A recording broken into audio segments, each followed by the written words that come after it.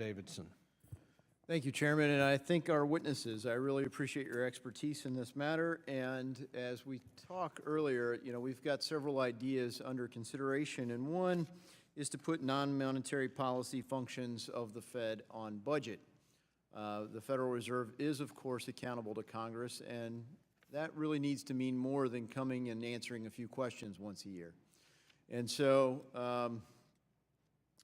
Mr. Michel, I think if you could address some of the concerns. I'm just going to share Chris Dodd, Senator Chris Dodd of Dodd-Frank fame, one of the primary architects, acknowledged prior to the law's passage that in light of the Fed's dismal performance before and during the financial crisis, that granting it more regulatory authority was, quote, like a parent giving his son a bigger, faster car right after he crashed the family station wagon. So he recognized that, but of course he blew right through his own advice and gave the Fed even more authority as a regulator. I'm particularly concerned with actions of the Fed as regulators, and I'll share a story. Prior to even thinking I would be a member of Congress, I was a business guy. And I had a banker come talk to me and say, you've been growing at 20+% in these manufacturing companies. Maybe you should just grow at 5% and play more golf. I'm like, is that really what you want to do? He's like, well, no, I want to loan you more money.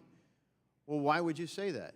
Well, because they wanted to treat, under Basel III standards, the line of credit as if it were fully utilized when we were using only about a third. Well, of course that weakens the balance sheet. These kinds of things have had an incredible impact on the growth rate in our entire macroeconomy. And so you would think, is there a law that was passed? Is this part of Dodd-Frank? No, this is simply the Fed acting as a regulator. Rulemaking, which we have oversight and review of in other regulatory agencies. The Congressional Review Act lets us rescind bad policy, but the Fed is somewhat immune to any of our suggestions. So could you address some of those concerns, sir? Sure. I mean, these are many of the types of concerns that I've been writing about, though I didn't ever have as good of an example as that one. That's amazing.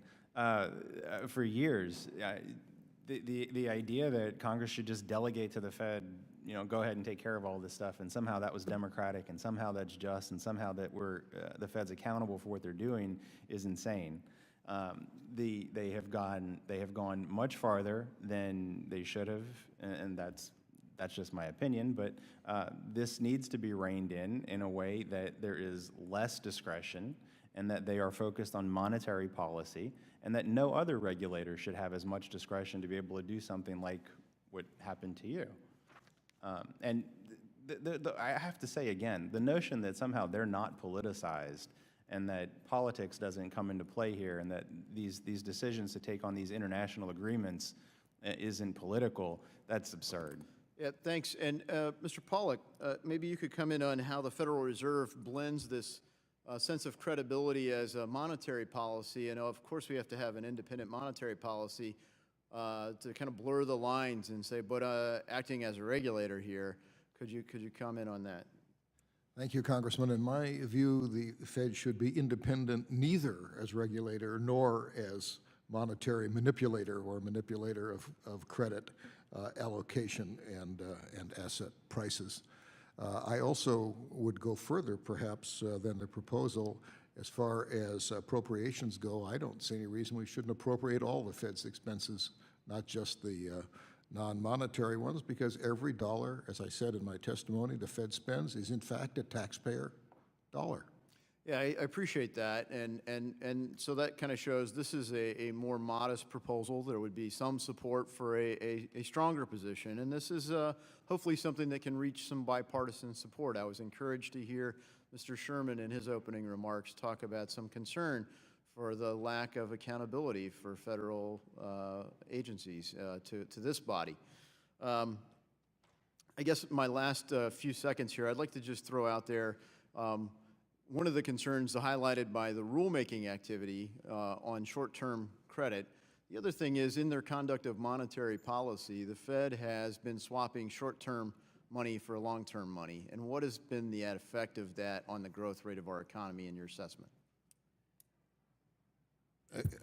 Congressman, if I could try on that one, the clear effect has been that de facto, it has radically shortened the maturity structure of the debt of the United States and made the expenses of the debt going forward very vulnerable to higher short-term interest rates. Thank you. My time has expired, and I yield. The gentleman's time has expired.